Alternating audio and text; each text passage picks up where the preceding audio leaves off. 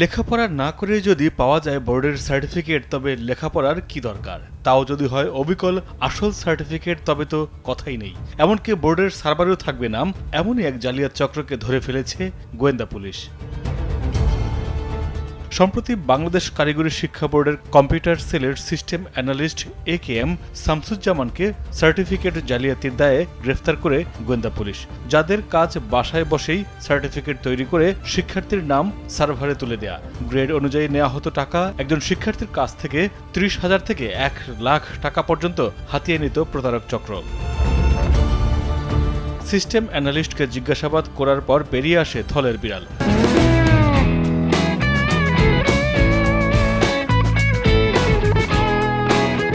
পুরো চক্রকে ধরতে অভিযানের নামে পুলিশ এবার কারিগরি বোর্ডের চেয়ারম্যানের স্ত্রীকে গ্রেফতার করল গোয়েন্দা পুলিশ। গ্রেফতারকৃতদের দেওয়া তথ্যমতে কুষ্টিয়া সদর থানা এলাকা থেকে গড়াই সার্ভে ইনস্টিটিউটের পরিচালক সঞ্জিদা আক্তার কলিকেও গ্রেফতার করা হয়। এমনকি কারিগরি বোর্ডের চেয়ারম্যান আলী আকবর খানের স্ত্রী সেহেলা পারভিনকে গ্রেফতার করে পুলিশ। গোয়েন্দাদের বাঁকা দৃষ্টি এবার কারিগরি বোর্ডের চেয়ারম্যান মোহাম্মদ আলী আকবর খানের দিকে। তাদের ধারণা এই চক্রের সাথে জড়িত তিনিও। জাল সার্টিফিকেট তৈরির সঙ্গে সংশ্লিষ্টতা পাওয়া গেলে তাকেও গ্রেফতারের ইঙ্গিত দিয়েছেন গোয়েন্দা প্রধান হারুনুর রশিদ। তার আগে তাকে জিজ্ঞাসাবাদ করা হবে। চেয়ারম্যানের বউকে আমরা জিজ্ঞাসাবাদ করেছি, সেও বলেছে তার সাথে ওই যে সিস্টেম অ্যানালিস্টের যোগাযোগ ছিল এবং লেনদেন ছিল, এবং সেটা স্বীকার করেছে।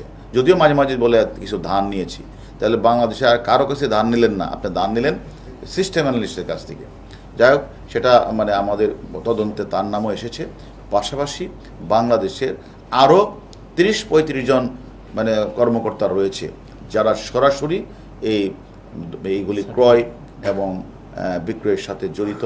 তাদের নাম নাম্বার আমি পেয়েছি, তাদের শীঘ্রই আমরা গ্রেপ্তার করব। ডিবি প্রধান বলেন, এই ঘটনার সঙ্গে যারাই জড়িত থাক না কেন কাউকে ছাড় দেয়া হবে না। বড় কোনো রাঘব বোয়াল জড়িত থাকলে তাকেও আইনের আওতায় আনা হবে বলে জানান হারুন। আমাদের শিক্ষা ব্যবস্থাকে তারা অত্যন্ত ঝুঁকির মধ্যে ফেলে দিয়েছে, এবং আমরা বাংলাদেশ কারিগরি শিক্ষা বোর্ডের কিছু দুর্নীতিপরায়ণ সিবিএর দালাল, কর্মকর্তা কর্মচারী, কম্পিউটার পরিদর্শক দীর্ঘদিন ধরে তারা এর রেজাল্ট পরিবর্তন, নাম ঠিকানা পরিবর্তন, বয়স পরিবর্তনের কাজটা তারা করে আসছে। সংবাদ সম্মেলনে ডিবি প্রধান বলেন, কারিগরি শিক্ষা বোর্ডের জাল সার্টিফিকেট তৈরির সঙ্গে জড়িত থাকার অভিযোগে গত 1 এপ্রিল রাজধানীর পীরেরবাগ এলাকায় একটি বাসায় অভিযান চালিয়ে বাংলাদেশ কারিগরি শিক্ষা বোর্ডের কম্পিউটার সেলের সিস্টেম অ্যানালিস্ট AKM শামসুজ্জামান ও একই প্রতিষ্ঠানের চাকুরিচ্যুত ও বর্তমান শামসুজ্জামানের ব্যক্তিগত বেতনভুক্ত সহকারী ফয়সালকে গ্রেফতার করে পুলিশ।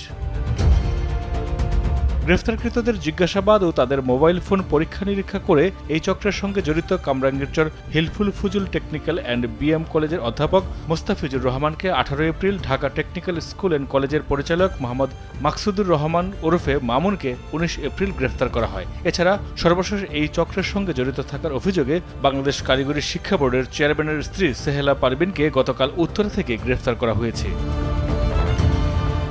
মাইদুর রহমান রুবেল, কালবেলা।